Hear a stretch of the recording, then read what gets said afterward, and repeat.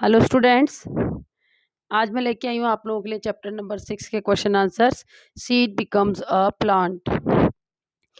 First question is tell about the favourable condition needed for germination of seeds. देखिए ये कह रहा है कि सीड्स के जो जर्मिनेशन के लिए जो भी फेवरेबल कंडीशन होनी चाहिए उसके अकॉर्डिंग जो कंडीशंस होनी चाहिए उनके बारे में बताइए। तो इसका आंसर होगा the favourable conditions needed for germination of seeds are right temperature, water, oxygen and air and some time light and darkness. मतलब बच्चों किसी भी सीड को जर्मिनेट होने के लिए जो है उसको वाटर की ज़रूरत पड़ती है, एयर की ज़रूरत पड़ती है, ऑक्सीजन की ज़रूरत पड़ती है और हवा की ज़रूरत पड़ती है और कभी कभी जो है लाइट या डार्कनेस की भी ज़रूरत पड़ती है। Second question is name any one plant which grown without seed and make it's diagram. देखिए एक ऐसे प्लांट के बारे में बताइए जो कि बिना सीड के ग्रो करता है और उसका डायग्राम भी आपको बनाना है। तो देखिए यहाँ पे इसका नेम दिया हुआ है आंसर में, पोटैटो, और इसकी पिक्चर भी, छोटा सा डायग्राम भी मैंने इसमें बना रखा है जो कि आप भी बहुत इजीली बना सकते हैं। Question number third is what is dispersal of seeds.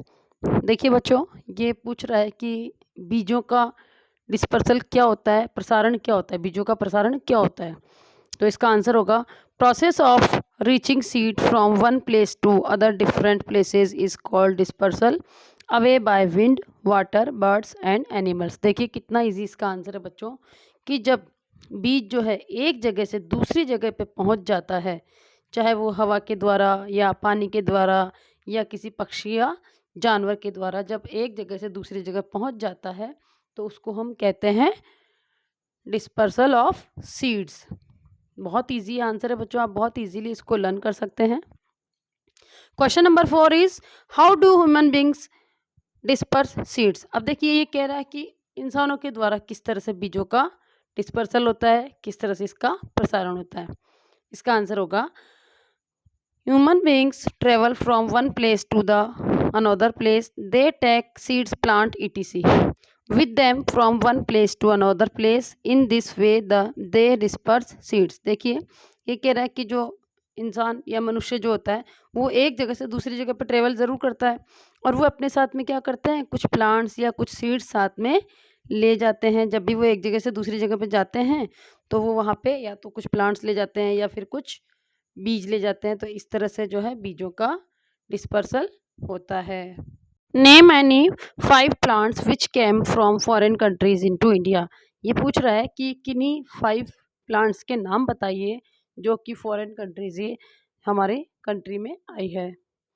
The answer is the 5 plants which came from foreign countries to India are lantana, tea, coffee, lady finger and eucalyptus. तो ये 5 प्लांट्स है बच्चों जो कि बाहर की कंट्री से हमारी कंट्री में आई हैं। Next is examination type questions. इसका फर्स्ट क्वेश्चन है बच्चों, mention the name of any 3 food items which you eat and which are not mentioned in the chapter, also tell which part of these plants do you eat in the form of food. ये पूछ रहा है कि आप किन्हीं 3 plants के ऐसे नाम बताइए जिनका जो जिक्र है जो इस चैप्टर में नहीं हुआ है और उस प्लांट का कौन सा पार्ट आप किस रूप में खाते हैं। तो इसका आंसर होगा द आइटम फूड। एक देखिए इसकी लिस्ट बनाई हुई है, एक तरफ है आइटम फूड, एक तरफ है पार्ट ऑफ प्लांट। तो फर्स्ट इज टर्निप। टर्निप बच्चों सब लोग जानते होंगे आप लोग, टर्निप बच्चों शलगम को कहते हैं और इसकी हम जो है रूट्स इसकी यूज़ करते हैं। सेकेंड इज स्पिनच, और इसकी स्पिनच की हम क्या यूज़ करते हैं, हम लीफ के रूप में इसको हम यूज़ करते हैं। थर्ड इज़ टोमेटो, और टोमेटो का जो होता है वो हम फ्रूट इसका यूज़ करते हैं।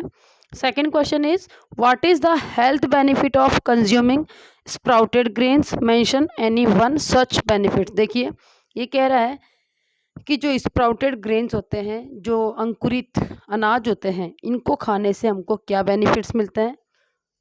तो इसका आंसर होगा बच्चों sprouted grains are good source of vitamin B, vitamin C, folate fibre and essential amino acids, so these are good for our health. देखिए बच्चों ये जो अंकुरित अनाज होते हैं वैसे हमारे लिए बहुत ज़्यादा फ़ायदेमंद होते हैं और इसमें क्या होता है कि vitamin B, vitamin C, folate, fibre और अमीनो एसिड्स की मात्रा प्रचुर मात्रा में पाई जाती है और ये हमारी हेल्थ के लिए बहुत अच्छा है, बहुत अच्छे हमारी हेल्थ के लिए होते हैं।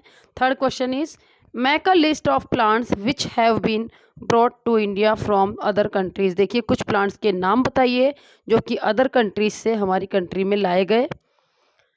देखिए बच्चों, पहले जब हमारी कंट्री पे अंग्रेज़ों का शासन था, ब्रिटिश शासन था, उस समय भी क्या हुआ करता था कि कुछ जनरल्स और कुछ जो हेड ऑफ़ द ब्रिटिश होते थे, वो लोग क्या किया करते थे कि हमारी कंट्री से इंग्लैंड, ब्रिटेन जो है, आया जाया करते थे।